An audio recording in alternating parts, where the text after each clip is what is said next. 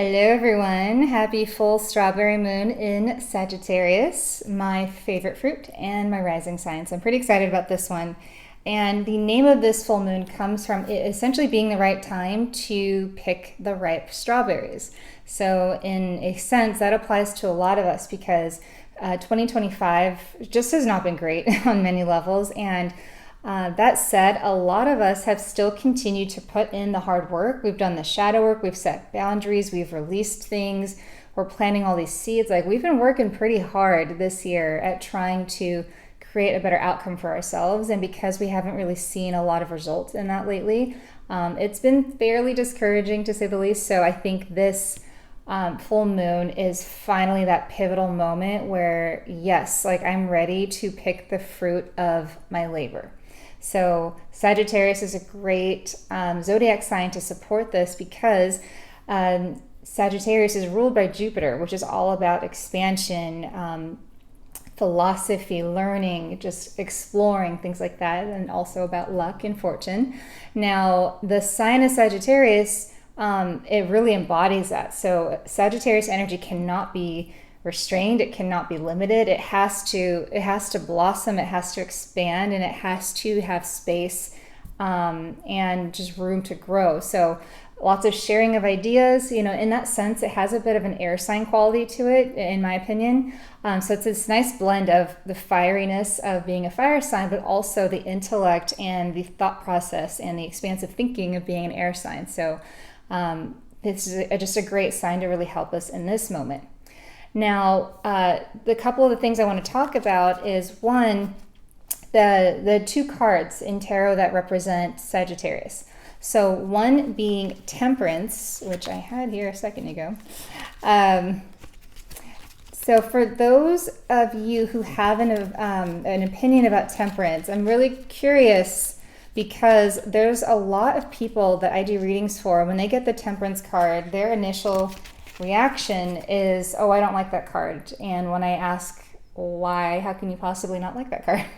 To them, they see it as very much having their fun taken away from them, having to be moderated, having to live in balance and not have fun anymore, or just like not do the things they want to do. And there is a sense to that in this card, but in reality, it's much deeper than that. And so I love this card, not only because it represents Sagittarius, but for a lot of reasons. So Temperance, it was represented by the number 14, which in tarot, if you add the 1 and the 4, that's 5, which is actually the Hierophant. So there is a connection from this card back to the Hierophant, which is about spiritual wisdom, things like that, becoming a leader.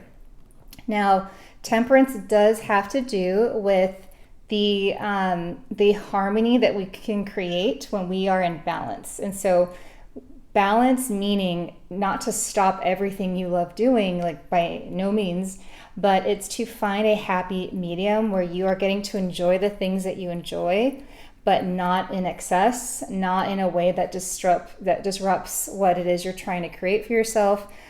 Because a lot of us will use some of our favorite things as almost like scapegoats to not really address what's going on with us. So, for example, I like traveling and I come from the wine industry. So for me, if I'm feeling dysregulated emotionally and if things aren't going my way and I'm feeling kind of stagnant or in a slump, it's very easy for me to book a flight, leave the country, and think that solves my problems. And it's also very easy for me to open another bottle of wine. So I never want to have to stop doing those things, as you should never want to or need to stop the things that you love.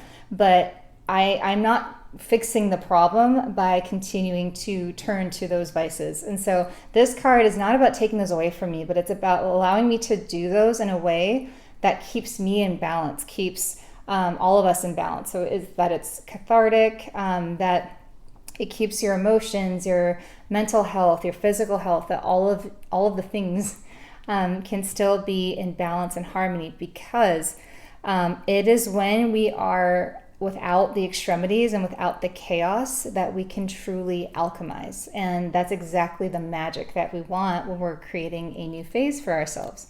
So any Temperance card you'll ever see, or most of them at least, it'll show this angelic figure pouring water, and the individual's pouring water in a way that's not really sensical. Like instead of just water, gravity would pull it down this way. It's always flowing in kind of like a diagonal sense. And what that's supposed to indicate is that what this sense of flow, this flow of life that we're trying to create for ourselves, we are not, we can't do it by just going about the realistic habits we have in this life. Like there has to be this sort of like universal magic to it, that we have to put our spiritual energy into it. There's something that we have to learn to trust. That's not just the tangible in here in the 4D. So there is a sense of magic to it that we can lean on, but we have to be in balance and in harmony before we can really touch base with that. So I think that it's such a beautiful card because on one hand, it is about finding a sense of balance and harmony and tranquility and just making sure that you're basically without any extremes. But the reward for that is literally alchemizing the dream that you want into reality. And like, if that's not worth it, then what is? Because that's exactly where we're trying to head. So that's why I think Temperance is great, to really think about this full moon is where can I bring things in balance so that I can continue to do everything that I love, but do it in abundance, do it with stability, do it in a way that I don't have to feel ashamed or guilty that I'm taking the time to do this. Because when we're turning to vices, for example, to help regulate our emotions or deal with any kind of forms of depression or anything like that, we don't feel good. It's like when you're turning to opening another bottle of wine, you don't feel good about it. You literally have inner shame that's happening, whether or not you see it that way in the moment. But we want to feel proud of ourselves. Like I want to open that bottle of wine and know like I earned this because I didn't drink every other day this week and I really focused on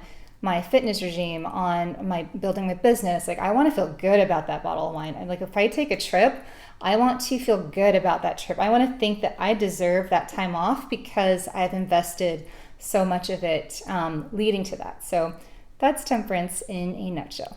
Then that brings us to another card. So we're going to go over into the minor arcana. So we have here the Knight of Wands, or sometimes referred to as the Prince of Wands. And the Knight of Wands is represented by mutable fire, aka Sagittarius. So this also is connected to Sagittarius on a very deep level. Now, the Knight of Wands, or Prince of Wands, is a very important card because it has a lot to do with the energy that's been building in you finally moving forward and beginning to work.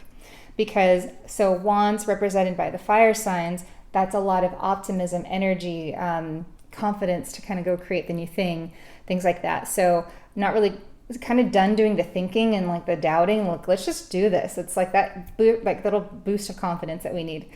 And because it is the Knight is ready to do the work. The Knight needs to feel some sense of purpose. Like the Knight wants to be of service. So all of those ideas that you've had over the last year, maybe 2 years, 6 months, like an idea you came up with like 2 weeks ago, the things that have kind of come to light that you really want to create in this lifetime, this Knight has kind of been waiting on this horse, like, when are we going to start? Because you got to stop overthinking this and stop doubting yourself. And so now that we've gone through, almost half of this year, and this year has given us nothing but doubt about, the fate of the world. In California, like fires, like kind of like destroyed our January. Just what's going on in the world, war-wise. And so this year hasn't really given us a break to even feel good about what's next. So I hope that with this full moon, it's finally our chance to sort of start building it anyways, because the good thing or the good point in history, it is not guaranteed. Absolutely not. But should things ever get better or more, I don't have to go further. Should things ever get more pleasant or livable but whatever your situation may be, if that happens, are you going to start building this then? Or are you going to have really fought through the obstacles, the doubt, the fear? Would you have already fought for all that so that by the time, hopefully, things kind of stable out a little bit better, you've got something. Because no, it's not guaranteed, but should that time ever come, you want to be ready. And also, if things don't ever get much better, we can't sit around anyway. So start building, even if things are scary. And that's what the Knight of Wands is really good for, because this Knight really wants to take your ideas, your dreams, and just start creating them where they do not yet exist. So this is especially important of a time where if you have any people around you, whether it's acquaintances, your own friends, colleagues, family members, who doubt you, make you feel small, question your goals, make you feel like you're not deserving of it, make you feel doubt. Like if anyone around you gives you any of that energy, you have to really, really be diligent with removing that, because this Knight needs no tether to that kind of energy in order to ride forward into the desert and start building. So this card really, really wants you to detach from all that and just really get comfortable in your own confidence. So let's pull one more card for good measure, just as a support for this full moon, because I think a lot of what we want is in those two. So the last card that we have is the Universe, which is the world in reverse. So this is a really interesting card to come up, because the world is the final conclusion of that phase of your life. So it is the enlightenment card. It is that celebration. It's almost like when you've just finished your last finals in college and you're like, I am no longer a student. It's like that feeling of like all that hard work, all of those stages, all of the blood, sweat, and tears are finally coming to completion now, and it's gearing you up for the next phase. Now, speaking back to what I was just mentioning about the Knight of Wands, this card, the world or universe, it showed up in reverse, which tells me exactly what we need to do is to detach, because the end of that cycle is here. Us leaving the former phase and kind of shifting into the next phase. Like the time is now. Like it's literally happening right now, both in a spiritual sense and an astrologic sense. And what we cannot do is start walking into the next room or the next phase while we are still connected. While we are still connected or tethered to the last one.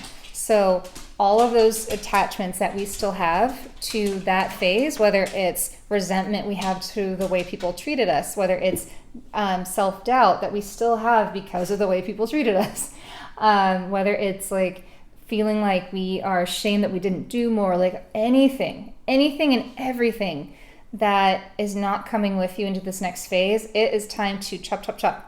Because if you wanted to fly somewhere on vacation, do you think you'd make it very far if you got on that plane and you were still like attached to something on the ground? No, you'd probably create an incident.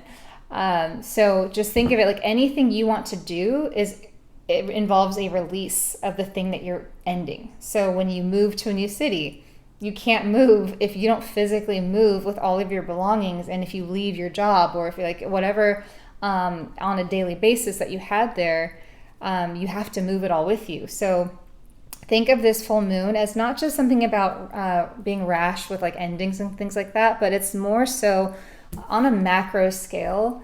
What are you still attached to that is not allowing you to step into the next room? Because the next room is it's all of the hard work that you've done. It's all of the shedding. It's all of the growth that you've done. It's all of the intentional shadow work. Like it's all in there, and it's the stuff you built is ready to go with you.